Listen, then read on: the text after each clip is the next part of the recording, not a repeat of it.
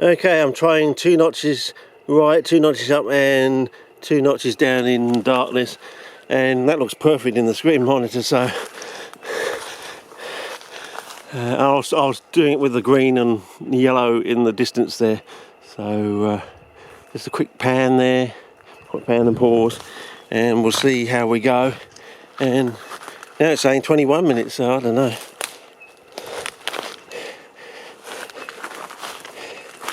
Okay. Well, the semi's red, but that could be because it's going into dormancy. And I think we'll just keep on heading along and up, so we can have a bit of a look down, a look see across. Because I don't think it's too far down from the end of this thing, so it's always easier to go down, isn't it, than up?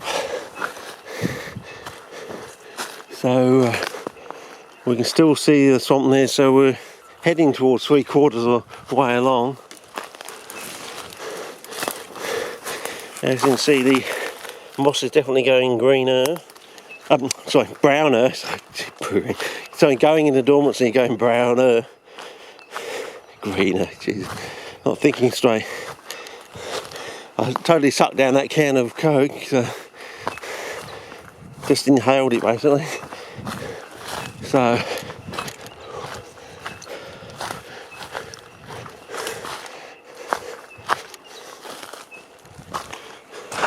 oh, there's a bit of something over there. Something interesting anyway, in the way of some sort of outcrop or something. I want to get a cutting, into the side of, is that somewhere around like a spring head or something? As I said, you can't really get this sort of detail from Google Maps. Sometimes you get to places much faster than you think you should by the map you printed off.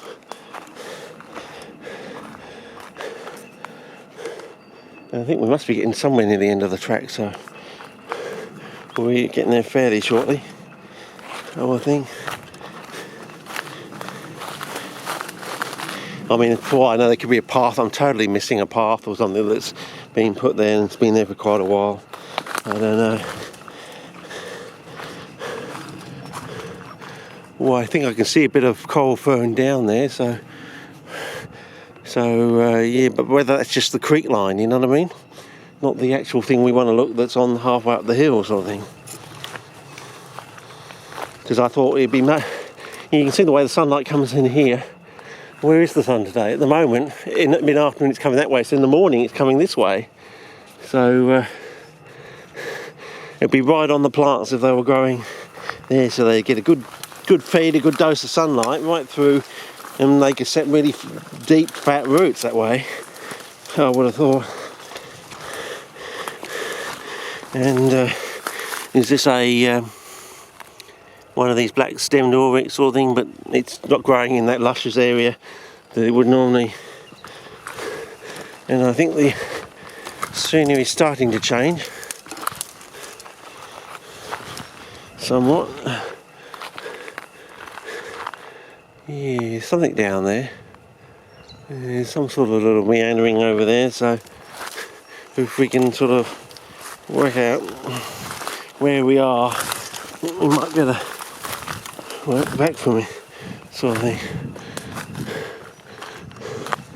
So if we just keep walking along halfway down, halfway up, we should stumble across it or get a sniff of it, It's got to be here somewhere. Of course, it could be right down just off. I suppose if we don't get it, we just sort of go down a little bit further and start walking our way back. But I'd rather go the other way, so I'll be ready to get back to the car more easily.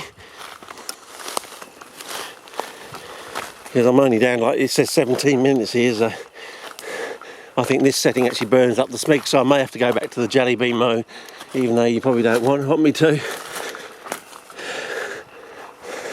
Because the jelly bean mode, I think, only burns half the smegs. So anyway, if I hold the camera up there, and there you'll get a bit of a, there's something going on down there that, I assume if we find it, we'll be exploring much further detail in future years, sort of thing, at the right time of the year, once we work out well, it is the right time of the year, because our ideas from down at Mount Compass in a sort of like a roadside seep or soak sort of thing may be totally different to what happens on the side of a mountain when you've got a permanent water supply. You might find they grow much better, and for a lot longer maybe they grow right through the, they only really go dormant when it gets really, really cold. So, whereas the ones down at Mount Compass barely have 2 months in sort of thing. So all this sort of, growing them in your greenhouse for months at a time sort of thing, it's just given us the wrong idea of how they actually exist in the, difficult fellas, in the wild. Difficult but beautiful. Yeah.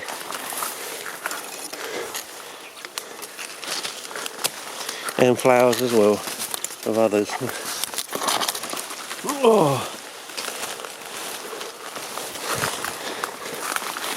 Whoa. Yeah, I know. But basically, until I can get out of peat into something that's not peat, I don't think I really want to restart my CP life. And there's something going on over there, so... Yeah, dark coat burp. And we're up to about 6 minutes, so we'll just find out whether this sort of whatever's going on here geologically is why you got something on the side of the hill, presumably up here somewhere. One of two. First just a taste and then something that's like twice the size, or not knowing which one's the original, which one's seeded which one. But they've probably all both somehow been seeded from down there. There's probably been a bit of a gully wind, throws up the spores from the coral fern. Yeah, I'm actually lyrical again, but oh, wow.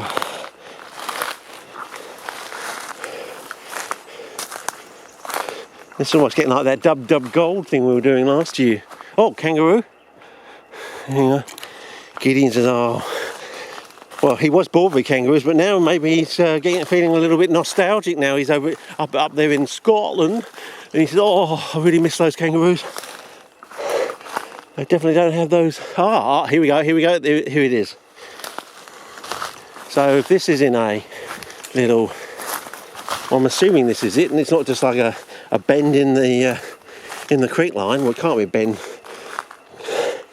This must be the actual whatever it is. So anyway, time to start a new clip, I think so.